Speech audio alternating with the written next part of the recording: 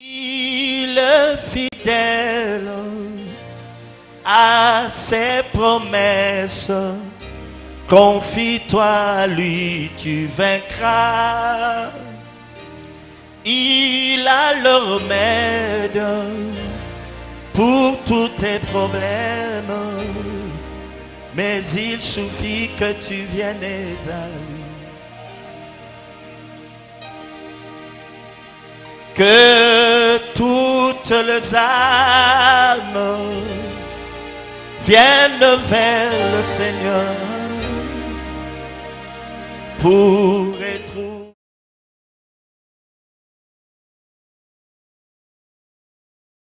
Amen. Amen. Nous sommes dans notre grand sujet sur la vision. Et nous voulons commencer à parler du rapport que nous pouvons avoir avec notre leader. Le rapport ou la relation que nous pouvons avoir avec notre leader. J'ai dit que je vais en développer deux. Il y a d'abord la relation père et fils. Et c'est de ça que nous parlerons ce matin. Et il y a la relation maître-élève. Amen. Amen. Vous devez savoir, peuple de Dieu, que si vous voulez bien vivre avec les gens, si vous voulez réussir dans vos rapports avec les gens, vous devez premièrement définir le type de rapport que vous avez avec les gens. Regardez, la méconnaissance de ce petit quelque chose nous désavantage souvent. Comme je dis souvent, chaque homme est né pour une destinée. Mais chaque destinée a une destination. Et chaque destination a un itinéraire. Ça veut dire un parcours. Et vous devez savoir, je crois que nous en parlerons un peu plus loin quand si nous avons le temps. Vous saurez que sur le parcours de votre destinée, il y a un but. Et vous devez comprendre que dans votre marche, ce n'est pas avec tout le monde que vous allez cheminer. Vous devez savoir qu'il y a des gens qui ne sont là que pour vous permettre d'arriver à cette porte-là. Dès que vous arrivez là, leur travail est fini. Il y a quelqu'un d'autre qui va vous prendre de là pour vous amener quelque part. Mais il y a des gens qui sont là avec qui vous allez cheminer toute votre vie. Si vous ne les reconnaissez pas, c'est pour votre propre problème. Et maintenant, vous devez savoir aussi que dans les rapports, il y a des rapports qui ne se limitent que dans un café. Ça veut dire qu'il y a des gens que je rencontre. Je n'ai pas besoin que ces personnes-là arrivent chez moi. Quel que soit ce que nous voulons traiter, nous allons dans un café, nous traitons et c'est fini. Est-ce que quelqu'un me comprend? Ceux qui voyagent beaucoup, ceux qui ont beaucoup côtoyé les blancs, ils savent de quoi je parle. Parce que lorsqu'un rapport s'est développé, c'est la même chose avec Dieu. Le rapport se développe. Lorsqu'un rapport se développe, le niveau de votre définition devient important. Il y a des gens qui arriveront chez vous, mais que vous ne recevrez qu'en dehors de la barrière. Ils n'ont pas besoin de connaître votre environnement. Mais il y a des gens que vous recevrez chez vous, mais sur la véranda. Mais il y a des gens que vous recevrez aussi chez vous, mais au salon. Mais il y a quelqu'un que vous recevrez chez vous dans la chambre. Est-ce que quelqu'un me comprend? Est-ce que quelqu'un me comprend? C'est pour vous dire que les rapports doivent être définis. Maintenant, dans la vie avec Christ, il y a aussi des rapports. Il y a des aînés, il y a des collègues, il y a des cadets. Est-ce que quelqu'un me comprend? Est-ce que quelqu'un me comprend? Il y a des pères, il y a des mères, il y a des frères, des collègues, il y a des cadets. Il faut connaître ces genres de choses. Il faut respecter ces genres de choses. Est-ce que quelqu'un me comprend? Je n'ai pas besoin d'aller en profondeur là-dessus parce qu'on va en parler tout à l'heure. Je parle donc de la relation père et fils. Vous devez savoir que Dieu, dans sa sagesse, a voulu que la venue d'un homme dans ce monde, ça veut dire la naissance d'un homme, soit le fruit de l'action conjuguée d'un homme et d'une femme. Ça veut dire d'un père et d'une mère. Alors, cela établit donc, dès la naissance, la responsabilité qui incombe aux parents. Parce que si Dieu veut que nous venions au monde à partir d'un père et une mère, cela établit donc dès la naissance la responsabilité des parents dans l'instruction et l'éducation de ce nouveau membre de la famille. Mais lorsque nous regardons le monde aujourd'hui, vous allez réaliser que ce modèle n'est pas toujours suivi. Voilà pourquoi nous avons aujourd'hui des familles monoparentales, par exemple. Vous rencontrez une femme qui a porté son enfant pendant 9 mois et puis à la fin, elle se retrouve seule en train de l'élever. Non,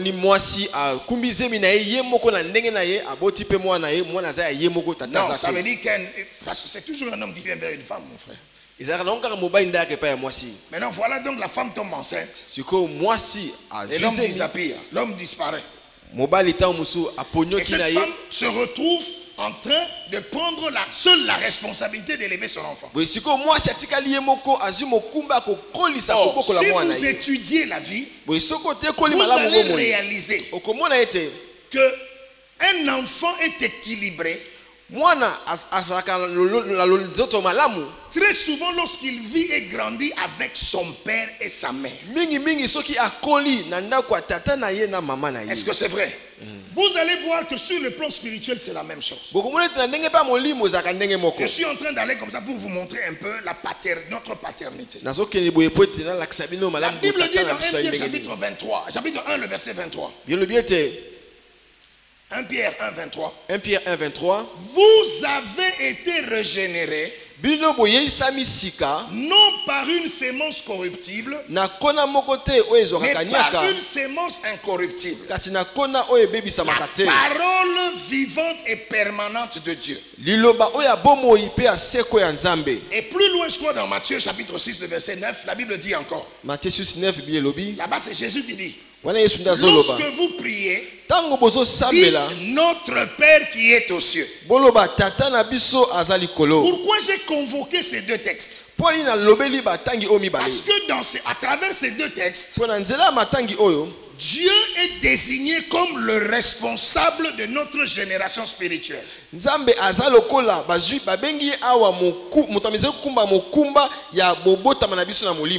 avons été générés de nouveau par une sémence. Cette sémence corruptible. Non par une sémence corruptible, mais par une sémence incorruptible. Laquelle sémence? On la cite, la parole vivante et permanente de Dieu. Ça veut dire que Dieu nous a donné naissance par sa parole. Est-ce que quelqu'un me comprend? Voilà pourquoi Jésus dit, lorsque vous priez, dites notre Père. Parce que vous devez savoir que Jésus veut nous introduire dans une filiation meilleure que celle dans laquelle se trouvaient Moïse et Israël.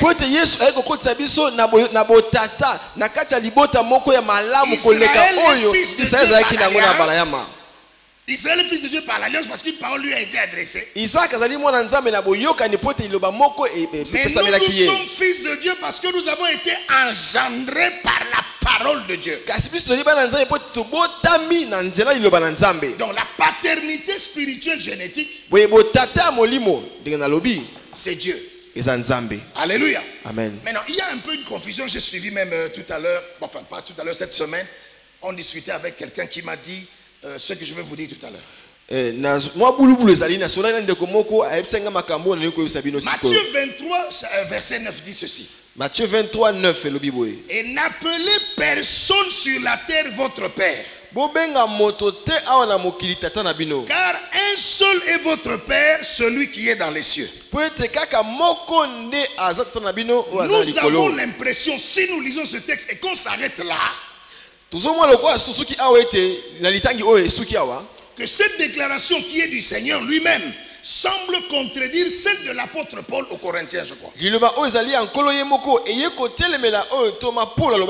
Corinthiens 4,15, Paul dit ceci. 1 Corinthiens 4,15, Paul dit. Quand vous auriez 10 000 mètres, 10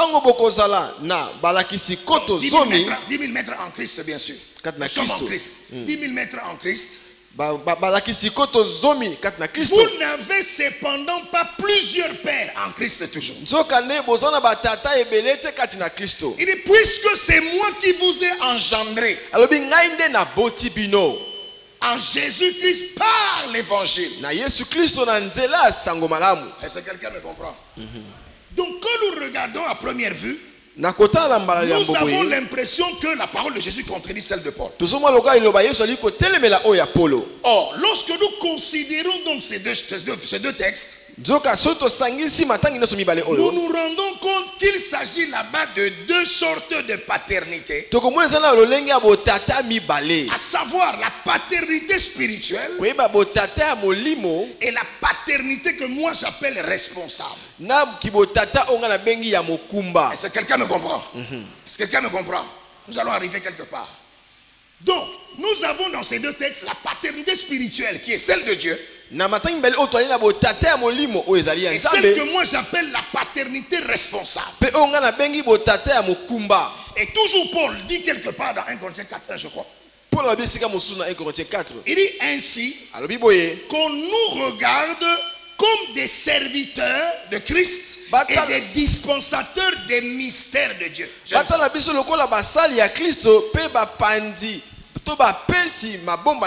nous regarde non seulement comme des serviteurs de Christ, mais aussi comme des dispensateurs des mystères de Dieu. Dans ce contexte-ci, de 1 Corinthiens 4.1, un dispensateur, c'est quelqu'un qui met à la disposition des autres une grâce existante, mais dont il n'est pas forcément le producteur. Est-ce que quelqu'un me comprend ce matin? C'est ça un dispensateur. Il met au service des autres la grâce, une grâce existante, mais dont il n'est pas forcément le producteur. C'est comme un agent commercial, par exemple. Il travaille dans une usine de production. Le contact entre l'usine et vous en tant que consommateur, c'est l'agent commercial. Il peut te dire que tu as reçu tel produit au travers de moi. C'est pas vrai? C'est la même chose ici. Celui qui a produit le salut, c'est Christ. Mais celui par qui les Corinthiens ont eu accès à ce salut, c'est Paul. Est-ce que quelqu'un me comprend? Je veux que vous compreniez ce matin, tout doucement. Alléluia. Amen. On ne court pas. Voilà pourquoi le psalmiste va dire, c'est toi qui as formé mes reins qui m'a tissé dans le sein de ma mère. Est-ce que vous comprenez un peu? Mais il faut donc trouver la question. Quelle est la question? Mais comment et quand est-ce que Dieu a fait cette œuvre? Dieu a fait cette œuvre-là en Adam. C'est-à-dire lors de la création de l'homme. Vous savez tous que l'homme, les animaux, les plantes ont toutes leurs sémences en eux. Voilà pourquoi je vous ai dit un jour, vous ne pouvez reproduire que selon votre espèce. Parce que vous portez en vous la sémence de votre espèce. Si vous êtes un bandit, mon frère, vous allez mettre au monde des bandits. Parce que si Dieu veut éduquer un parent, il va l'éduquer par son propre enfant. Est-ce que quelqu'un me comprend? Là, c'est un langage que tu comprends très bien. Mon père, à un moment donné, il s'était fâché contre mes soeurs. Parce qu'elles avaient commencé à faire n'importe quoi. Et un jour, pendant qu'on regardait la télé, on a vu l'autre en train de danser dans un groupe. À l'époque, on appelait ça les fléchettes. Mon père a failli mourir ce jour-là. Il a appelé les gardes, il a appelé les grands frères, les chauffeurs. Allez les arrêter. On les a arrêtés, on les a mis au cachot à la zone de Ngaliema là-bas. Mon père avait juré partout en disant que vous n'êtes plus mes enfants. Mais c'était toujours ses enfants, mon frère. Elle portait le nom de mon père. Elle savait le sang de mon père. Est-ce que quelqu'un comprend? Voilà pourquoi je suis en train de dire que c'était donc en Adam que ça s'est passé. La Bible dit quelque part, dans Acte 17, 26, je crois, il a fait que tous les hommes sortis d'un seul sang habitassent sur toute la surface de la terre. Et ailleurs encore il dit, puis Dieu dit, que la terre produise de la verdure, de l'herbe portant sa sémence, de la sémence, des arbres fruitiers donnant du fruit selon leur espèce, et en ayant en eux leur sémence sur la terre. Et la Bible dit que cela fut ainsi. Ephésiens 2:10 dit ceci. Car nous sommes son ouvrage, ayant été créés en Jésus-Christ pour les bonnes œuvres.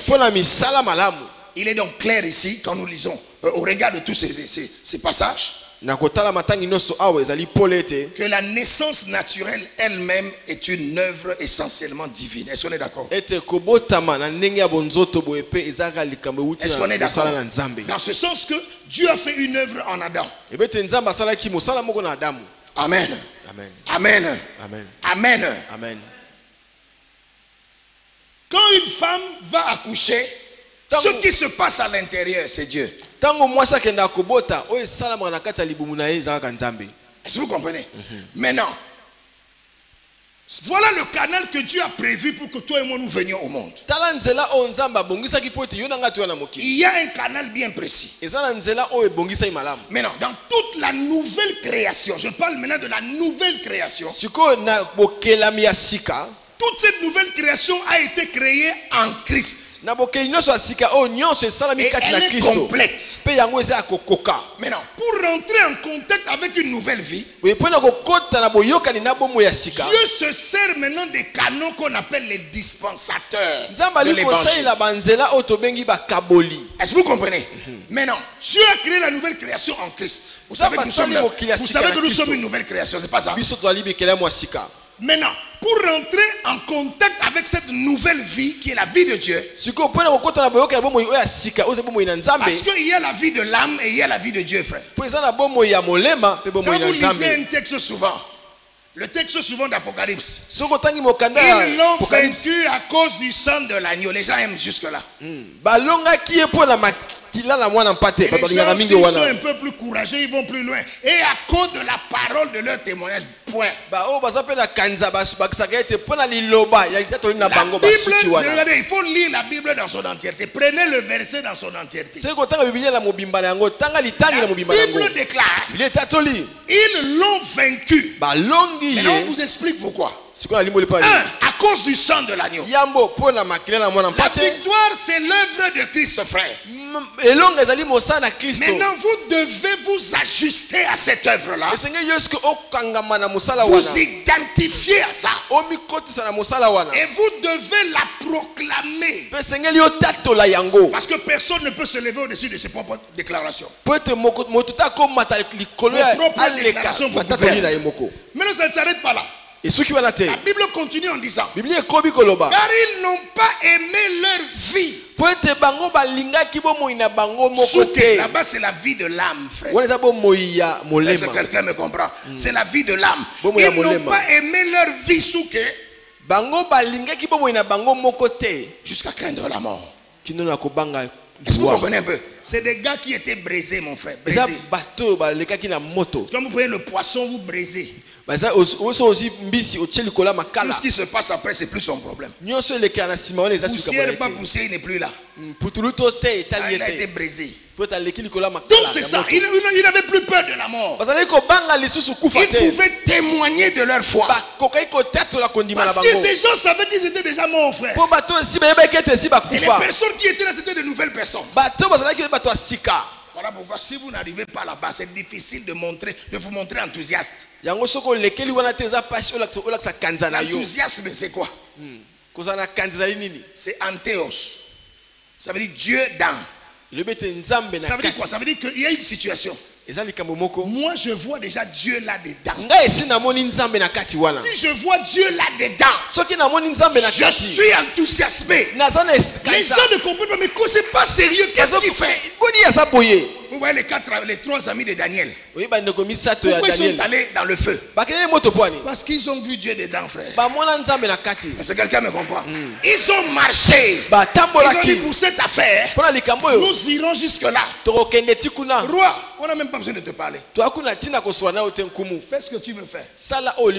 On n'a même pas besoin de dire un mot. Tu connais déjà notre position. Les amis, il y a des moments où vous pleurez, vous fouillez. Dieu vous attend dans le feu, frère. Dieu vous attend dans le feu. Il attend que vous entriez là-dedans. Parce que le feu est une nature de Dieu, mon frère. L'eau est une nature de Dieu, mon frère. C'est lorsque nous allons au rendez-vous avec Dieu dans une affaire. Le feu devient le split fer.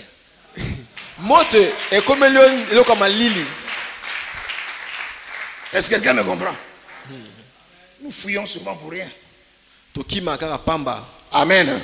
Donc j'étais en train de dire ici que pour rentrer en contact avec cette vie, Dieu donc va passer par des canaux humains qui sont les dispensateurs de l'évangile. C'est pourquoi Paul disait aux Corinthiens que c'est par la parole que je vous ai prêché que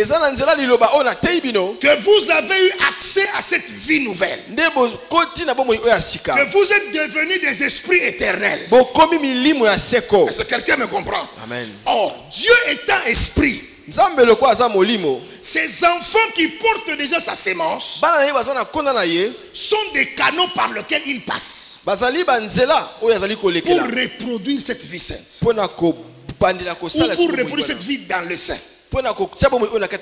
Donc n'oubliez pas que vous avez reçu la vie que vous n'aviez pas avant. Amen. Vous n'êtes pas la source de la vie. Vous êtes seulement un dispensateur. Ça veut dire un distributeur. Amen. Celui qui a la vie, c'est le Père. Il a donné aussi la vie à Jésus. Amen. Donc je disais que Dieu seul est la source de la vie. Et il passe donc par les pères pour reproduire cette vie, pour la transmettre. Donc en conclusion, qu'est-ce que je dis ici? Dieu est de manière directe notre Père. Mais il a aussi donné la latitude à l'image de Paul d'être père aussi, pour donner naissance à une génération qui doit être manifestée. Donc ça c'était la paternité spirituelle génétique. De là, nous allons parler de la paternité responsable. La paternité responsable. Ici, nous voyons le Père spirituel. Mais c'est qui le Père spirituel? Le Père spirituel, c'est cet homme par qui Dieu passe pour donner naissance à des esprits éternels. Est-ce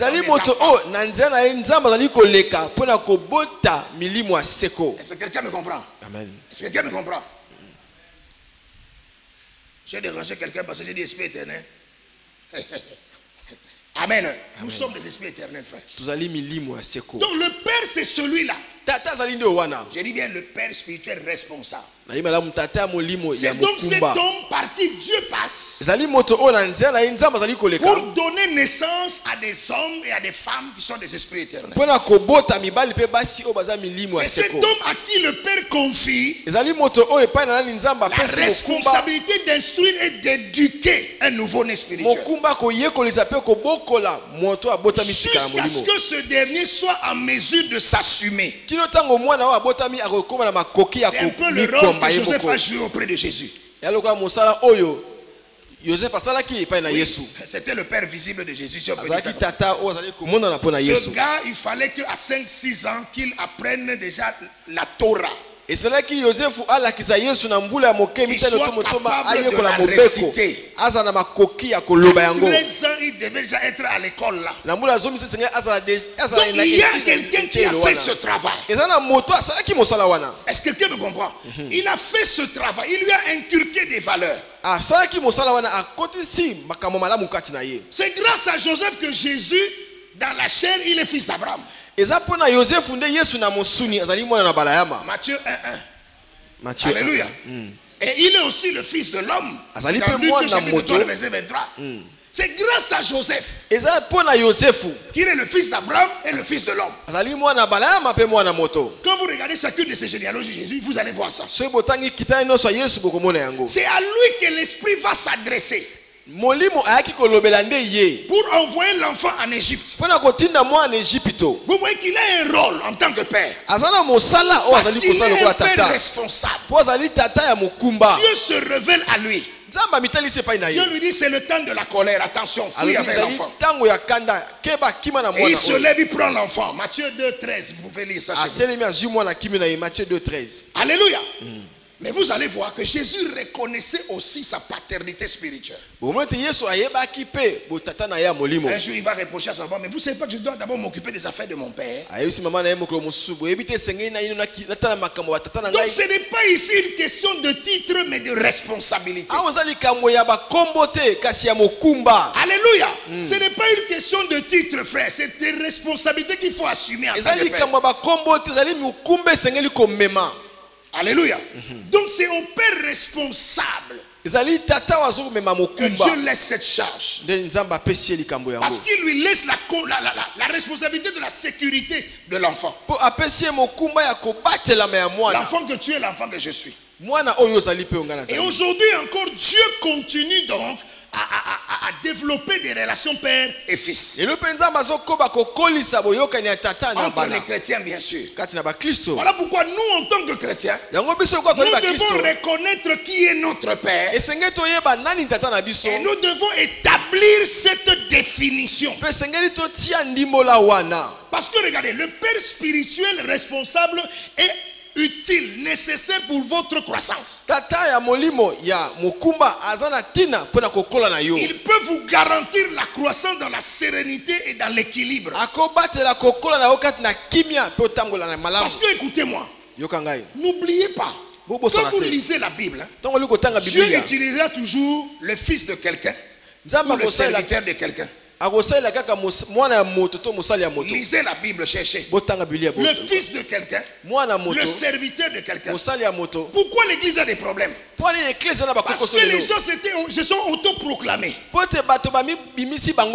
y a beaucoup de bâtards aujourd'hui. De Melchisedec, disant qu'ils n'ont ni père ni mère. Je dis que c'est des gens aussi qui ne connaissent pas bien ce qu'on appelle la typologie. On peut s'appuyer sur tout sauf rien. Et puis bon, ils se déclarent. Ils s'autoproclament.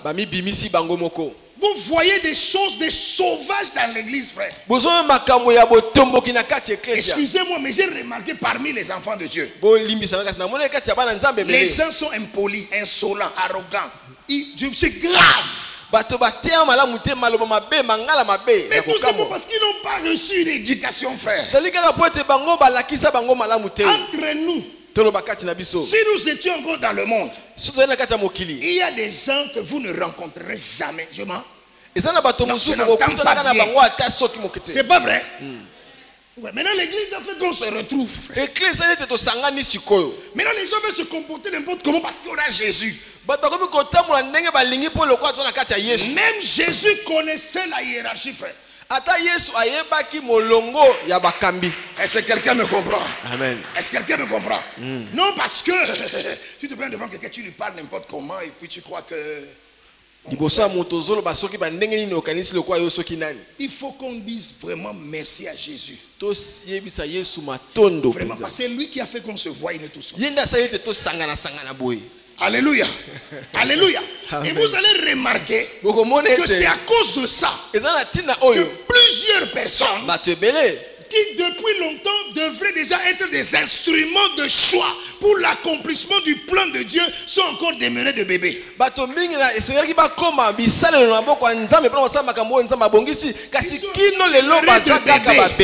Pourquoi? Parce qu'ils ne reconnaissent jamais rien. Quand on regarde un chrétien, il faut qu'on voie ton père, frère. Est-ce que je mens? Est-ce que je mens? Il faut qu'on voie. Tu peux même être sorti d'une famille pauvre, ça ne veut rien dire. Parce qu'en Christ, frère, nous sommes tous sur le même pied d'égalité. Le problème maintenant, c'est quoi? C'est ce que tu fais à partir de, comment je peux dire, du son de départ. Voilà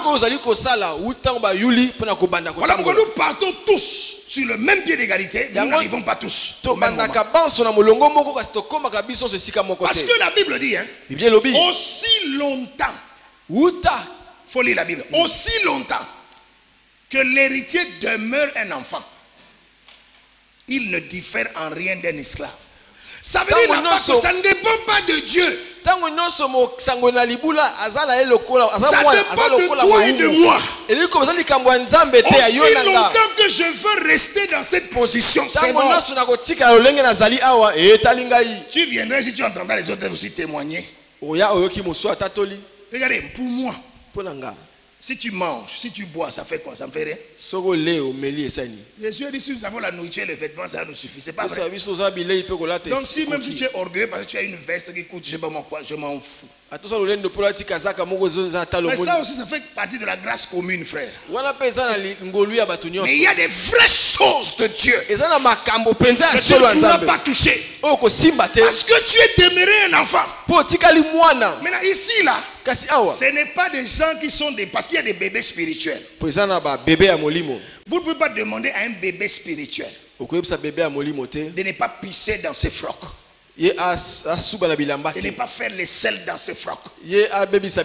C'est de son âge, frère. Dieu prend en charge les péchés des petits enfants. Comprenez ce que je veux dire maintenant?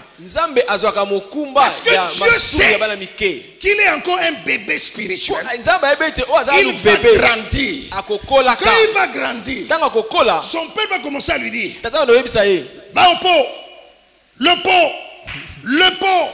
L'enfant va enregistrer que maintenant c'est le pot. Il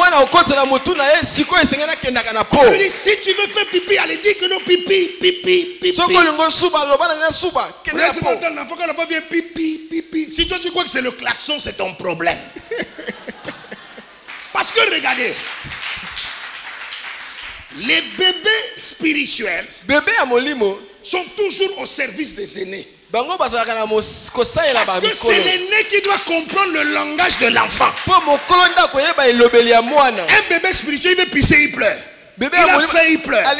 Il a chaud, il pleure. Il faut que toi, l'aîné, tu discernes ça. Et que tu lui donnes exactement ce dont il a besoin. Est-ce que quelqu'un me comprend? Mais ici, là, lorsqu'on dit aussi longtemps que l'héritier demeure un enfant, ça c'est des gens qui ont refusé de grandir. Les pios, mon frère. Hein? C'est des gens qui ne savent pas parler. Hein? Tu vois quelqu'un, tu regardes son âge. Tu regardes ce qu'il fait, tu es dépassé. Il est comme si moi un mongol, je sais pas, un moudjahidine, il est bizarre. Tu regardes son âge. Tu regardes ce qu'il fait. Toi-même tu comprends, frère. J'ai affaire à un bébé, mon frère. À un épios. C'est pas parce que non, il fait quoi.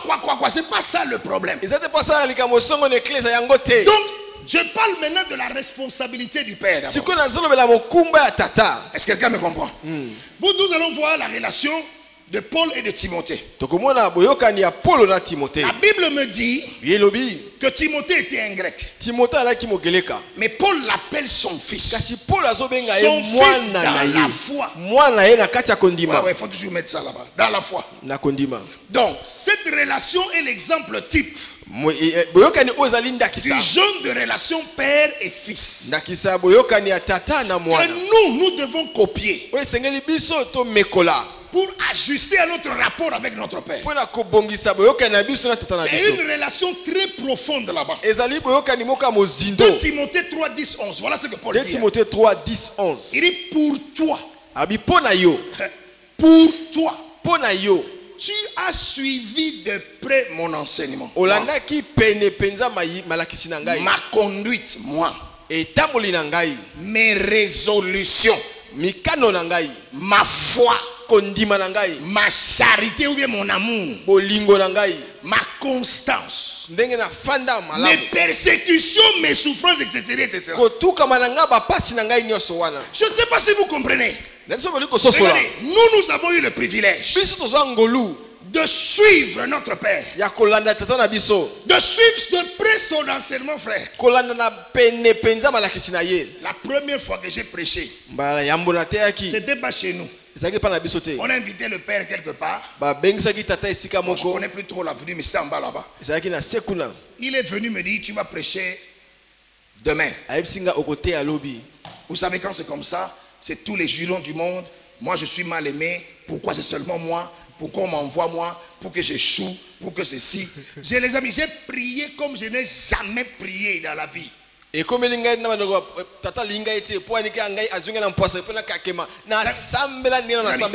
prié, les amis. Dieu seul sait. Nous, on a prié. Nous, on peut dire qu'on a prié.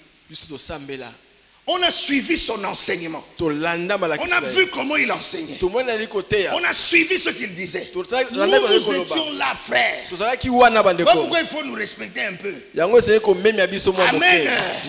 Nous, on a vu sa conduite, frère. Les amis, mon père, il a l'argent, il distribue à tout le monde. Jusqu'à ce que, comme je dis que non, papa, donne-nous, on va partager. Sinon, vraiment, c'est pas possible. Et ce qui est bizarre, c'est que moi, je me retrouve en train de faire les mêmes choses. Vous ne pouvez pas faire ce que vous n'avez pas vu. Vous faites toujours ce que vous avez vu faire au père. C'est ça le rapport. Le fils ne fait rien de lui-même, mais il fait ce qu'il voit faire au père. Et le fils le fait pareillement. On a vu ces résolutions, frère. On a vu quand il y avait des situations, comment lui gérer. Comme vous me voyez ici, je peux vous dire la vérité. Si vous avez l'esprit, le même que moi. Comme moi, je n'ai jamais peur dans la vie. La peur est partie. Nous, on a vu le Tartaros, frère. Nous sommes entrés dans des dimensions spirituelles compliquées. On a vu des choses terribles. On a vu quel que soit le problème. Quand nous avons chassé de l'autre côté là, on regarde notre père. Il est... Non. Moi j'ai dit à mes gens que le type c'est normal. On nous a chassés. On nous a délogés. Sans aucune forme de procès. Les amis, on regarde le père, il est lui tranquille, il dit qu'on va prier en route. On dit quoi? On a prié, si on a vu ici, là, nous on a prié dehors. Les amis, mais comme Dieu est Dieu, on connaissait les voies du Père et on savait comment faire arriver les choses. Arriver ici n'est pas un hasard. Voilà matin, non? Ce n'est pas un hasard, frère. Nous on a été boutés dehors, c'est pas vrai? La mère nous a... Elle était pleine, remplie d'orgueil. Pas la mère, non? Là, voilà. Nous sommes sortis. Et puis, ce que je ne savais pas qu'on avait déjà gagné sa postérité, mon frère. Jimmy se tenait comme étant l'autorité spirituelle de cette famille, mon frère, dans les G5. Maître Jimmy, on a parlé. Mais Ogocho est sorti. Ça n'avait pas mis long. Voilà, maman. Elle a vu ce qu'elle a vu. Elle a dit non, venez.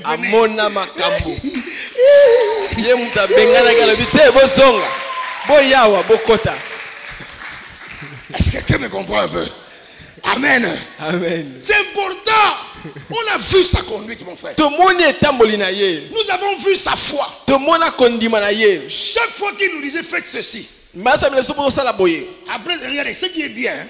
On peut vous dire quelque chose, vous pleurez d'abord, parce que vous êtes humain, il faut pleurer, c'est normal. Dieu ne va pas vous en vouloir si vous pleurez. Même si vous critiquez Dieu, il ne va pas vous tuer. Mais tout ce qu'il veut, c'est quoi? C'est qu'après avoir fait tout ça, tu te retrouves en train de faire ce qu'il a dit. Est-ce que quelqu'un me comprend? Maintenant, quand il disait faites ceci, après avoir géré entre nous, on venait toujours faire. Et on a vu la foi, frère. Alléluia. Nous avons vu sa constance. Et nous avons aussi vu ses persécutions parce qu'à un moment donné, on a sali son nom, on a dit que non, il était déjà dans la magie. Et nous avons souffert avec lui. Ça veut dire quoi? Ça veut dire qu'il faut que le Père ait quelqu'un qui les suive. Vous aussi, vous devez avoir quelqu'un qui vous suit. Sur les traces de qui vous marchez, mon frère. Est-ce que quelqu'un me comprend? Nous devons marcher sur les traces. Le Père est là pourquoi? Le Père est là pour communiquer son héritage. Regardez, l'héritage du Père, ce n'est pas seulement la connaissance. C'est toute sa vie. Est-ce que quelqu'un est en train de me comprendre?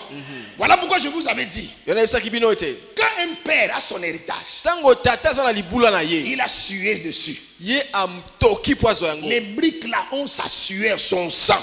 Parce que quand il tirait la poussette, tu n'étais pas là. Quand il marchait sous le soleil, tu n'étais pas là. Quand il prêchait dans les stades, dans les petites maisons, tu n'étais pas là. Maintenant, quand il regarde l'héritage qui doit passer entre les mains d'un de ses fils, il faut qu'il puisse construire en vous une correspondance spirituelle. Je reviens toujours là.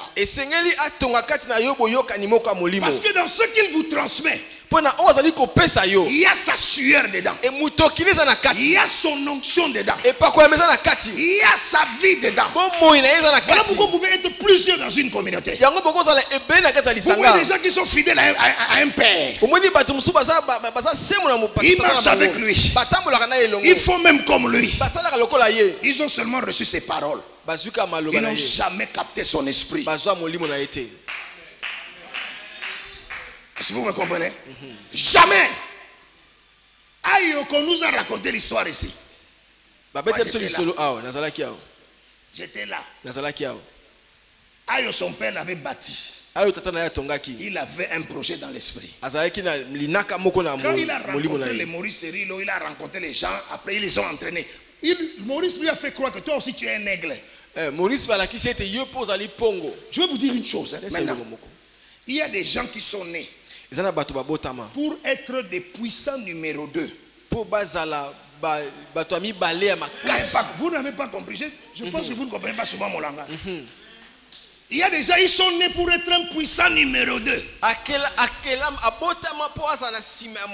qu'il est derrière quelqu'un, il peut faire prospérer l'œuvre à des dimensions exagérées. Le jour où vous lui donnez lui-même de prendre la fin, il tue. Parce qu'il a l'héritage, mais il n'a pas l'esprit. L'esprit, hein, ce n'est pas que quand le père a fait moi j'ai fait je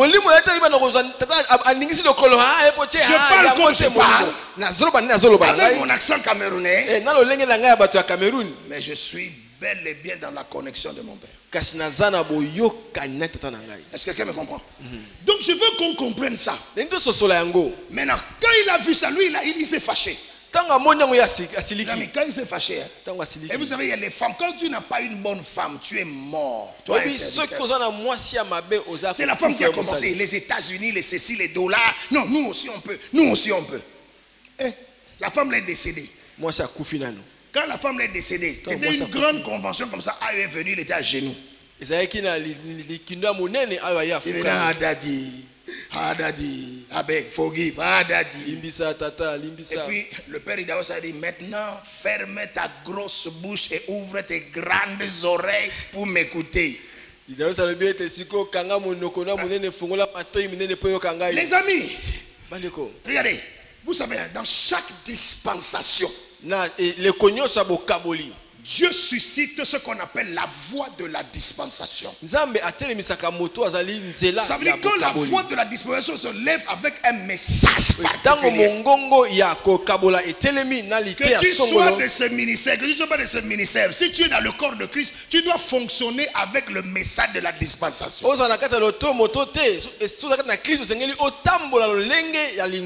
que si tu ne fonctionnes pas avec le message de la dispensation, tu es hors sujet.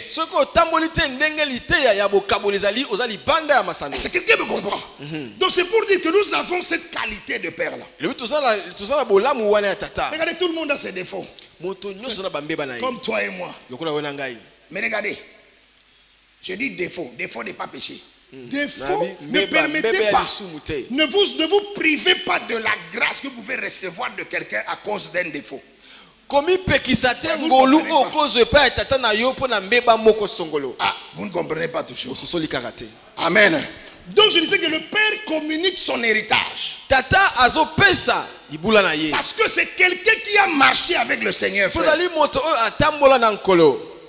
on n'invente pas la foi. Nous avons trouvé des gens qui ont marché avant nous. Nous devons aussi imiter ceux qui ont marché avec le Seigneur. La Bible le dit. Ne viens pas inventer ta qualité de foi. Non, je connais trop Dieu, frère. Merci beaucoup. Est-ce que quelqu'un me comprend? Quand quelqu'un marchait avec Dieu, il a laissé les traces au sol. Regardez les traces. Quand tu regardes les traces, c'est l'humilité, frère. Je regarde les traces. Quand tu veux regarder en haut pour que Dieu te parle aussi. Il y a des révélations que vous n'aurez pas. Parce que Dieu a déjà mis ça dans la bouche de quelqu'un. Allez, écoutez ce qu'il a dit. Vous allez prier longtemps. Et le diable va se révéler à quelqu'un. Parce que vous ne voulez pas écouter. Paul a dit à son enfant, ce que tu as reçu de moi, entendu de moi, ce que tu as entendu de moi, confie-le aussi. Imaginez maintenant que Timothée dit, je ne veux pas t'entendre, je veux aussi que Dieu me parle, qu'il me donne ma parole. C'est fini. Donc c'est quelqu'un aussi qui se préoccupe de votre vie sur tous les plans. Car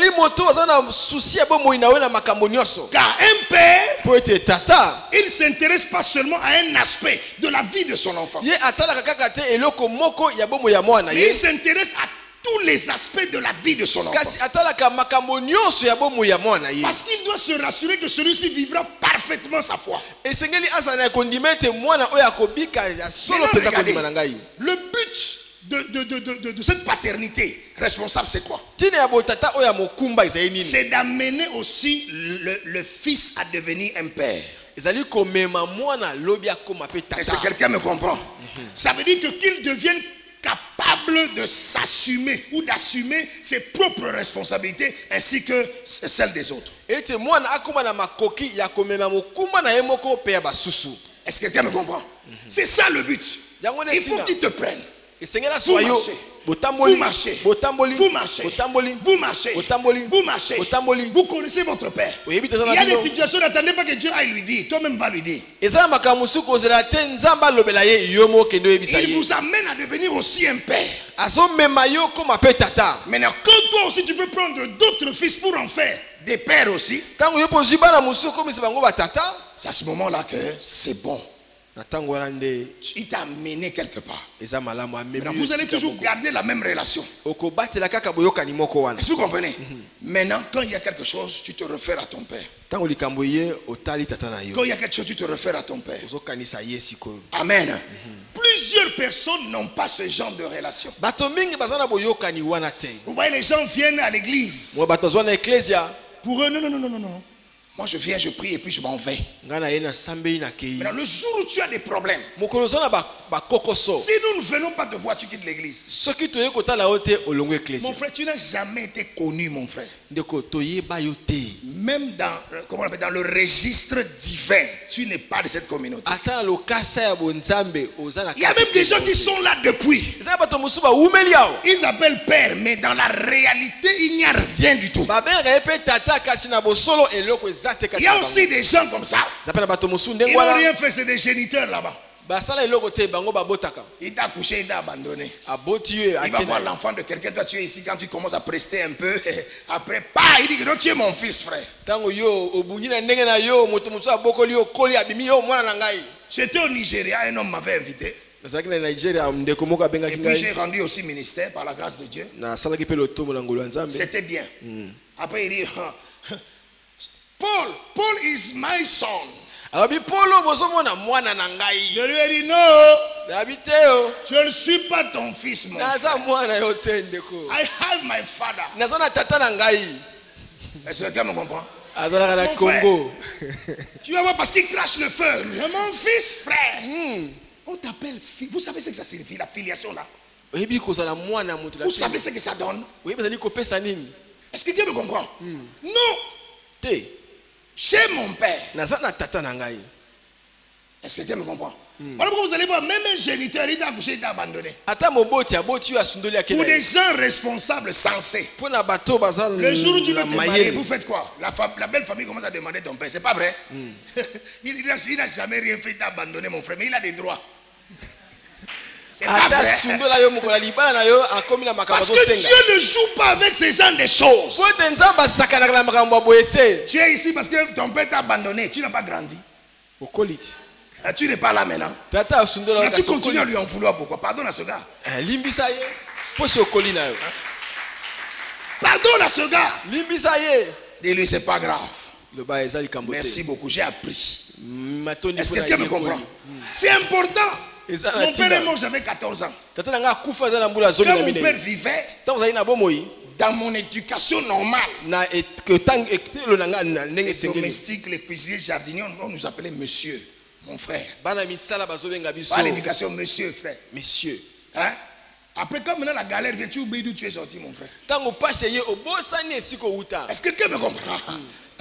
Quelqu'un me comprend? Mais regardez, il y avait des choses qui n'étaient pas bonnes. Je me disais en tant que bon païen, le modèle étant mon père, donc déjà à 20 ans, il faut déjà que j'épouse ma 4e femme.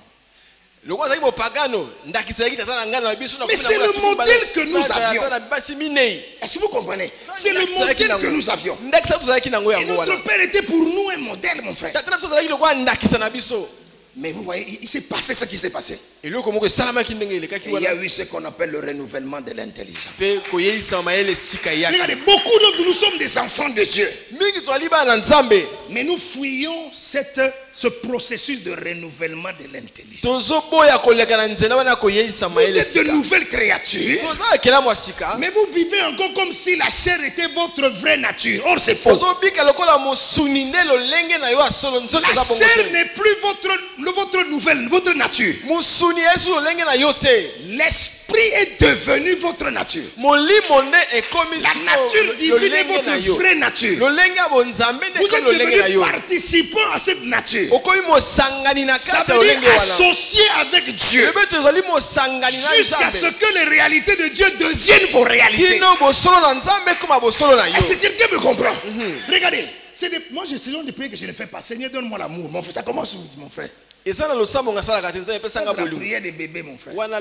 Tu as déjà tout ce que Jésus était en toi. L'amour ne relève pas du miracle. L'amour est un choix. Tu décides d'aimer. Je décide d'aimer Dieu. Je décide d'aimer mon frère. Ne va pas dans les jeunes inutiles qui ne servent à rien. Quelqu'un me comprend? Oui. C'est comme le pardon. Le pardon ne relève pas de la mémoire, frère. Il m'a fait du mal. C'est vrai. Je ne peux pas l'oublier parce que c'est là-dedans.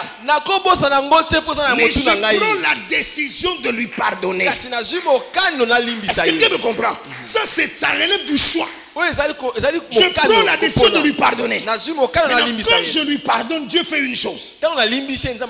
Il enlève la douleur du passé. Est-ce que quelqu'un me suit? Maintenant, tu vas savoir que tu es guéri comment? Lorsque tu convoques la situation, il n'y a plus le feu. Vraiment, non, tu n'es pas guéri, frère.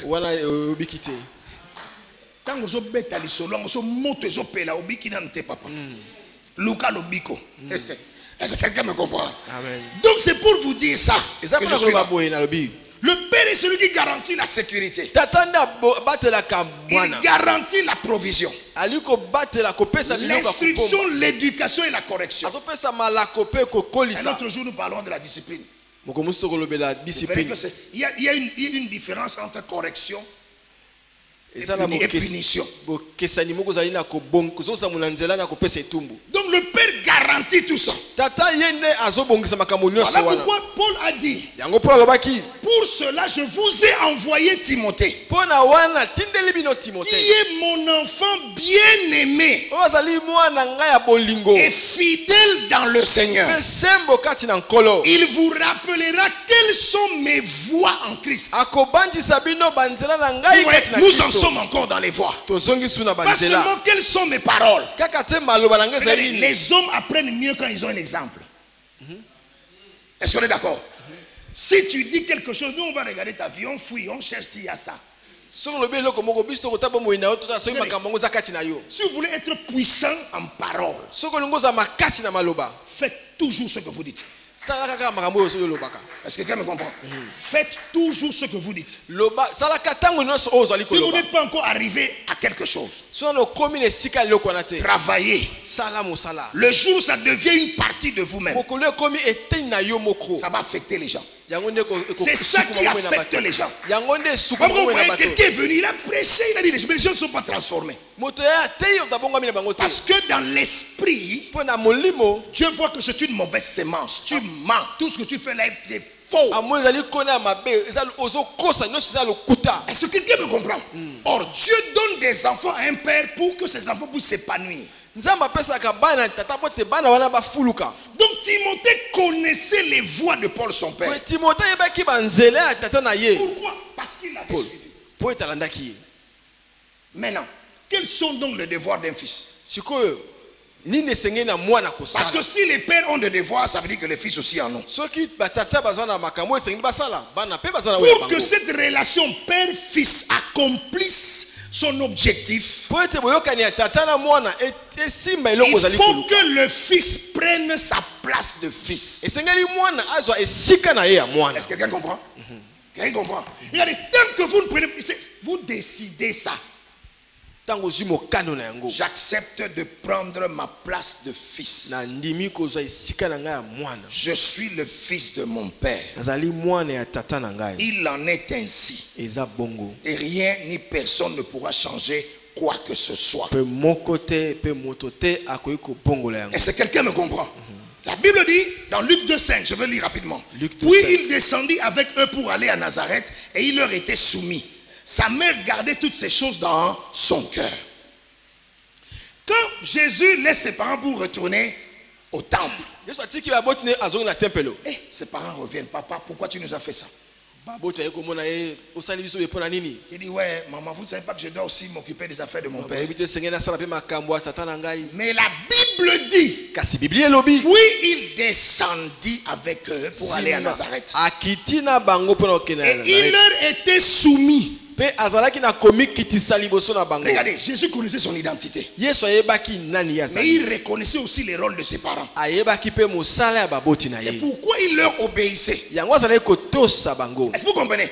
La relation père et fils est une relation de soumission et d'obéissance. Ça veut dire quoi? Vous devez reconnaître à votre père le droit de vous diriger, le droit de s'immiscer dans votre vie.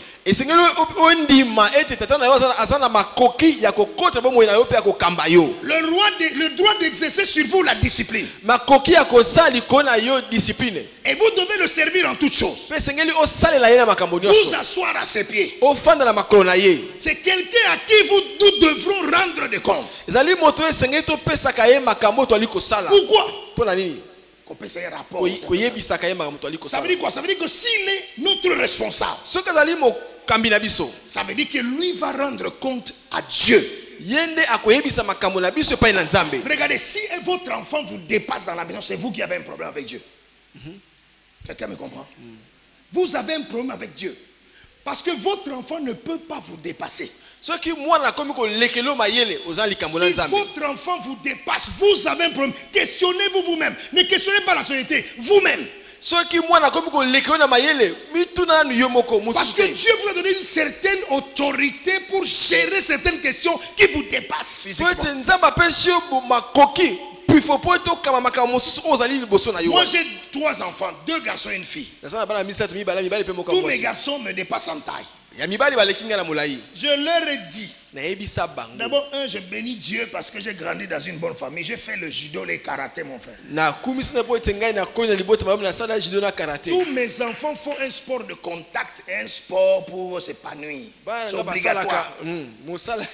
Je leur ai dit, si quelqu'un tente ici maintenant, qu'il enlève sa chemise, on met à côté, on s'essaye d'abord. Parce qu'ils sont géants. Je leur dis, dans cette maison, tout ce qu'il y a ici, tout ce que j'ai, c'est pour votre mère là-bas que vous voyez. Alors, comme mon second fils est un peu courageux, il a dit, mais et nous alors? Je lui ai dit, vous n'avez que vos sacs, vos cahiers, vos tenues, vos baskets. Point. Sa petite soeur a dit, papa, même le lit. J'ai dit, non, même le lit là, c'est pour maman. Et je vous envoie à l'école pour aller étudier, pour chercher votre part. Elle dit, ah, papa, donc nous, on n'a pas l'héritage. Je leur ai dit, l'héritage, c'est d'abord Jésus. Chez moi, les gens prient, c'est obligatoire. Tu viens chez moi, tu n'as pas le commande chez moi. Si tu vois qu'on se lève à 5 h du matin, lève-toi seulement en paix, mon frère. Sinon, l'hôtel va te chercher. Personne ne peut venir chez moi pour venir mettre l'ordre, le commandement. Mes fils préparent. Ils font la maison. Parce que chaque lundi, moi-même, je suis à la maison. C'est moi qui nettoie la maison. C'est moi qui lave tout. J'accompagne ma femme au marché. Je porte le panier. On revient. On est là. C'est son jour. Je vais chercher les enfants à l'école. Est-ce que quelqu'un me comprend? C'est comme ça. Je leur ai montré l'exemple. Moi, le père, je mets la serpillère au sol. Est-ce que vous comprenez? Donc on revient comme ça. Il y a des jours. Nous, j'ai supprimé les affaires de bonne. On n'en a pas fait. Moi, les grands garçons et nous, ils se lèvent à 5 heures, ils travaillent d'abord avant d'aller à l'école, mon frère. Est-ce que quelqu'un me comprend? Donc ce n'est que ça. Pour terminer, je vais parler de la bénédiction des enfants. La bénédiction des fils. Regardez, le plus souvent, ce sont les bons fils qui héritent le manteau du père. C'est-à-dire de son onction, de sa révélation et aussi de sa bénédiction. Est-ce que quelqu'un me comprend? Un enfant souvent béni par son père est très béni. Et Dieu confirme ses promesses dans les voies de ses fils. C'était le cas d'Élisée. Vous connaissez le cas d'Élisée, non? Qui a crié mon père, char d'Israël et sa cavalerie. Et puis ça s'est passé comme ça s'est passé. Et ce qui me plaît là, c'est quoi? C'est que plus tard, il y a un roi qui va arriver. Il pose la question, n'y a-t-il aucun prophète de l'Éternel par qui nous puissions consulter l'Éternel? Et l'un de ses serviteurs dit, il y a Élisée, fils de Shaphat. Regardez, celui qui versait l'eau sur les mains d'Élie. Apparemment, ça peut paraître insignifiant, sale besogne, vraiment, seulement ça. Mais ce qui me marque, c'est quoi? C'est que les fils de prophètes ont reconnu quelque chose. Ils ont su reconnaître que l'esprit de son père, on ne dit pas les paroles de son père, on dit l'esprit de son père était sur lui.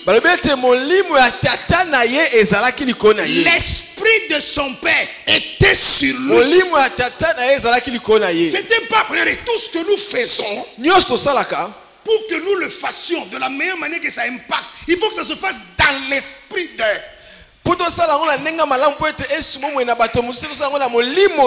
Voilà pourquoi je suis triste pour ceux qui ont évincé le fils ou la fille de quelqu'un pour prendre la place. Parce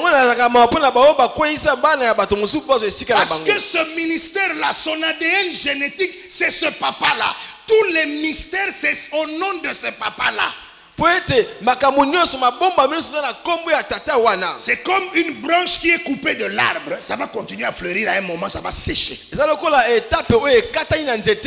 quand vous allez arriver devant le Jourdain, le nom de code là-bas c'est Élie. Tant que le Jourdain ne reconnaît pas l'initiateur, le porteur, le père, ça ne s'ouvre pas. Vous allez danser, grimacer, monter, descendre. Le Jourdain ne vous reconnaît pas l'esprit de votre père. Ce qui vous donne de l'accroissement, ce qui vous donne de la force, ce qui vous donne le succès dans cette affaire, c'est lorsque nous travaillons sous l'esprit de notre Père. Est-ce que quelqu'un m'a compris? Amen. On va prier Dieu. Est-ce que quelqu'un m'a compris? Amen. Je vais te poser deux questions. Ou quelques questions. Demain, on va parler de la relation maître-élève. Le fils hérite de l'héritage du père, frère. Est-ce que as-tu un père spirituel? Es-tu un fils pour ton père ou une fille pour ton père? As-tu un père spirituel? Es-tu un fils ou une fille pour ton père? Es-tu un fils ou une fille pour ton père? Est-ce que tu peux dire que cet homme est ton père spirituel? Tu peux dire que le prophète est ton père spirituel. Qu'est-ce que tu as vu de lui et que tu as saisi? Où veux-tu aller dans cette relation? Dieu n'est plus en surface, frère. Dieu est en profondeur. Veux-tu cette relation superficielle ou profonde? Je veux que tu répondes à toutes ces questions en parlant au Seigneur. Je veux que tu répondes à toutes ces questions. Je veux que tu répondes à toutes ces questions. Je ne veux pas que tu t'agites ce matin, parce que nous sommes en train de vouloir rentrer dans les eaux profondes. Mais pour rentrer dans les eaux profondes, il faut t'identifier. Il faut une définition de la relation que tu veux entretenir avec le Père. Il y a l'héritage en vue, frère. Mais il y a aussi aujourd'hui en vue. Mais c'est aujourd'hui qu'on doit se décider.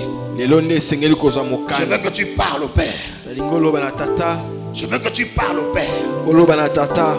Retrouver la vie que par sa grâce il nous rend. De l'obscurité